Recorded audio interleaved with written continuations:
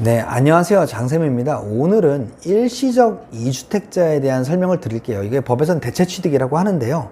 예를 들어서 1세대 1주택자는 이사를, 거주 이전의 자유를 보장하기 위해서 1세대 1주택은 세금을 그렇게 부과하지 않습니다. 9억 미만의 경우.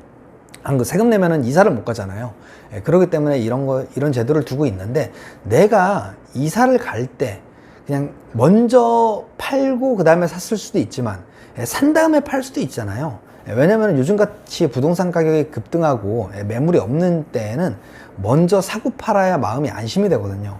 그렇기 때문에 이런 식으로 일시적으로 2주택이 된 사람들도 비과세 혜택을 유지를 시켜주고 있습니다. 다만 일정 요건을 충족해야 비과세를 해주는데요. 그 요건들이 어떤 게 있는지 한번 볼게요. 우선 내가 기존 주택을 1년 이상 살았어야 돼요.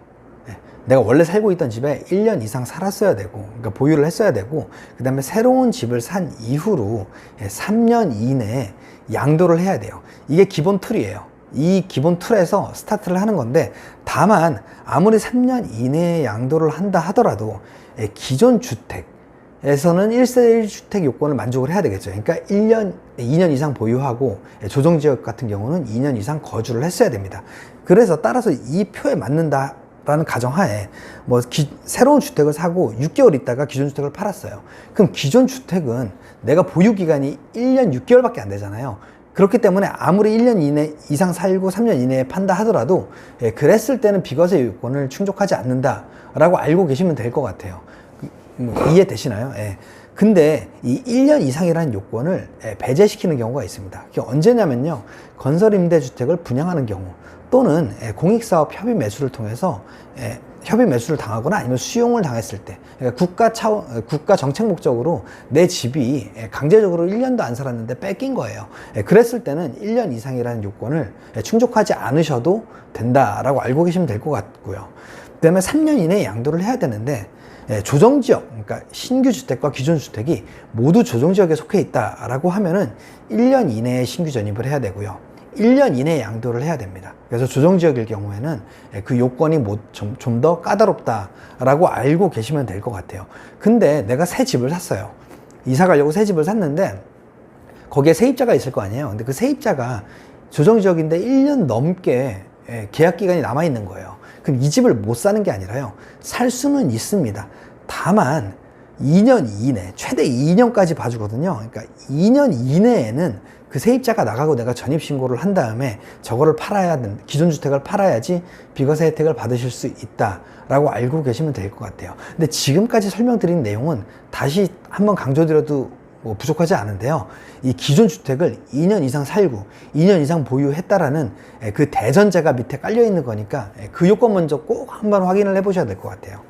그리고 만약에 아까 제가 말씀드린 대로 1년 이상 살고 3년 이내에 팔아야 된다라고 말씀드렸는데, 이 요건을 충족하지 못했을 때는 어떻게 되는 거냐? 조정지역이면은 2주택자니까 중과세율을 적용받는 거냐라고 생각하실 수 있는데요.